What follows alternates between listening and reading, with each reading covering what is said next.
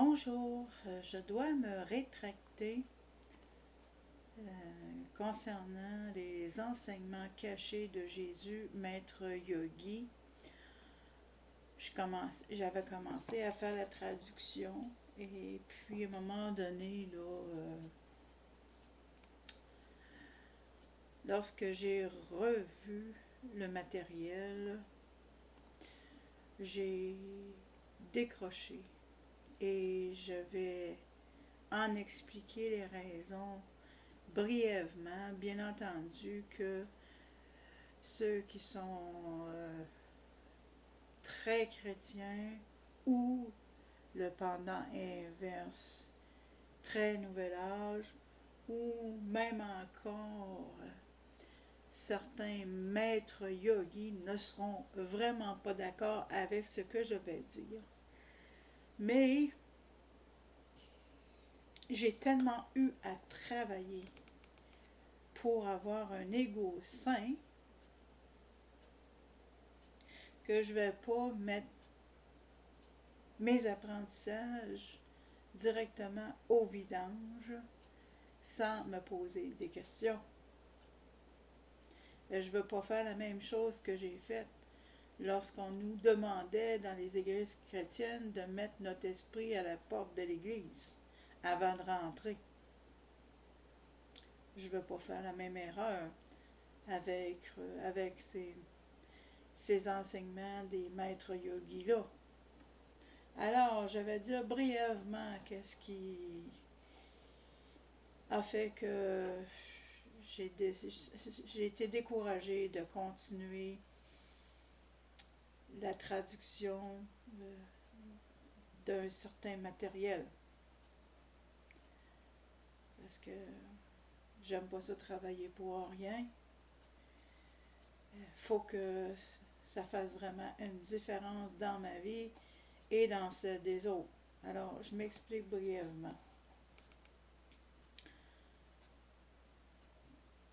Dans ma traduction, l'auteur parlait de la mort de l'ego. Parce que ça venait de l'anglais, ok? Personnellement, je n'aime pas l'idée de la mort de l'ego. Parce que pour survivre dans ce monde, il faut tout de même que tu aies une personnalité. Et tu ne peux pas avoir de personnalité si tu n'as pas d'ego. Je dirais plutôt, au lieu de la mort de l'ego, moi je dirais plutôt d'avoir un ego balancé avec ton esprit. Et non la destruction totale de l'ego. Parce que ça va arriver plus tard. En tout cas, c'est ce que je pense. C'est de ça que je voulais parler. Un ego sain. Un ego balancé. À mon humble avis. D'ailleurs, je dirais même plus. Il faut. Je pense pas que finalement on va devoir détruire totalement notre ego. Je pense même pas que ça va arriver plus tard. Du moins, si tu le fais plus tard, écoute bien ce que je vais te dire. Je dirais même que il faut apporter notre ego sain dans l'au-delà pour ne pas se faire avoir, car ce ne sont pas que des entités positives que l'on rencontre, mais également des entités négatives. Compte tenu que la vidéo de Star Trek est en anglais, je vais le mettre à la fin de cet audio. Ceux qui font des voyages astrales en savent quelque chose. Ton voyage astral, c'est comme une mini-mort, ok? Une mini-mort, le voyage astral. C'est comme une... comment je pourrais dire... j'ai pas le mot français pour l'instant. Un aperçu. Ton voyage astral, c'est un aperçu de ce que tu vas vivre lorsque tu vas mourir. Ben, lorsque tu vas quitter ton corps, parce que tu ne meurs jamais. Donc, à mon humble avis,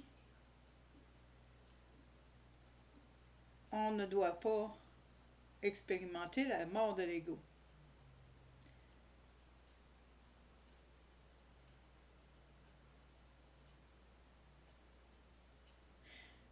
Et là, Jésus parlait, devenez meilleur que moi. Devenez meilleur que moi, faites-vous semblable au Fils de l'Esprit Saint. Jésus parle de ce que les yogis appellent le Nirvikalalpa Samadhi, où le yogi dissout son ego et s'unit complètement au divin. Encore une fois, il faut faire attention parce que il y a plusieurs divins et nous sommes nous-mêmes divins. Donc, s'unir complètement au divin, là, c'est un peu, là. Un instant, s'il vous plaît. Il y a des personnes qui vont décider dans les vies à venir, dans l'au-delà, de ne pas s'unir à... Tu sais, faut comprendre que on a des enseignements ici et que l'au-delà, bien, pour ceux qui étudient aussi les entités qu'on appelle les extraterrestres, ce ne sont pas tous des bons extraterrestres. Hein? Donc, il y a des humanoïdes qui sont plus avancés que nous, mais ça ne veut pas dire qu'il faut se mettre à genoux devant eux puis les adorer pour autant. Alors,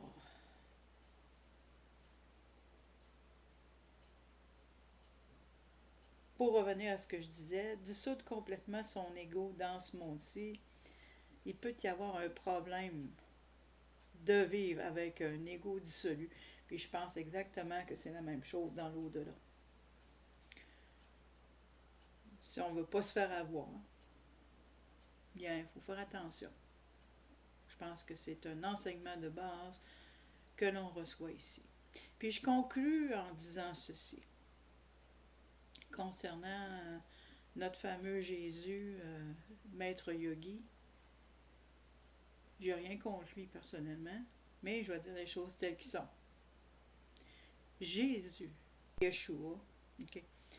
Jésus était très privilégié lorsqu'il est allé en Égypte de 1 an à 12 ans, et au Tibet, en Inde et en Perse de 12 à 30 ans.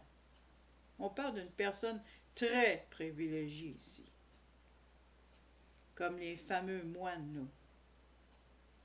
Mais justement, bon, je vais finir mon paragraphe, puis je vais dire quelque chose. Je sais ce que vous allez me dire. Vous allez me dire que j'écoute le diable, entre guillemets, mon esprit. Mais n'êtes-vous pas tous créés, hommes et femmes? Et pour la plupart d'entre vous, ne faites-vous pas des enfants? Marie, la mère de Jésus, n'a-t-elle pas mis au monde Jésus? Si on suit cette logique, hein, si moi j'écoute le diable parce que je ne mets pas mon esprit de côté, alors vous écoutez aussi le diable, entre guillemets, en faisant des enfants. Ce qui, à mon avis, bien entendu, ne fait pas de sens. Nous ne serions pas ici en train de discuter si personne ne faisait d'enfants.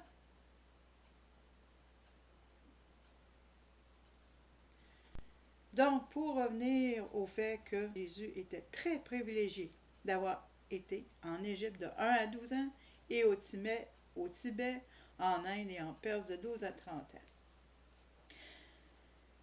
Bien, et ces fameuses personnes qui ont un ego dissolu, où est-ce qu'ils vivent?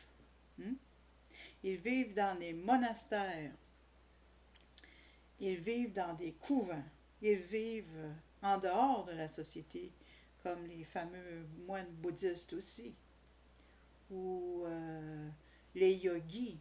Ils vivent pas parmi le monde, parce que s'ils vivaient parmi le monde, ils pourraient pas avoir un ego dissolu. Tu sais, faut avoir une vision balancée. Fait que, à moins que vous voulez vivre dans un... Encore une fois, se retirer du monde, c'est... il me revenait à une parole de la Bible que Jésus dit qu'il ne faut pas se retirer du monde, qu'il faut vivre parmi le monde. Ben, je sais pas, là, c'est peut-être parce qu'il y a bien des versets de la Bible que moi, j'ai rejetés, en bonne partie. Parce que pour vivre dans ce monde, tu ne peux pas vivre en yogi, en maître yogi. Il faut que tu vives reclus du monde. Fait que, il y a quelque chose qui ne fonctionne pas ici. Alors, je vais m'arrêter ici pour le moment en te remerciant de ton écoute. Si tu as aimé ce que j'ai dit, bien, tu sais quoi faire. Partage, like, etc. Souscris à ma chaîne.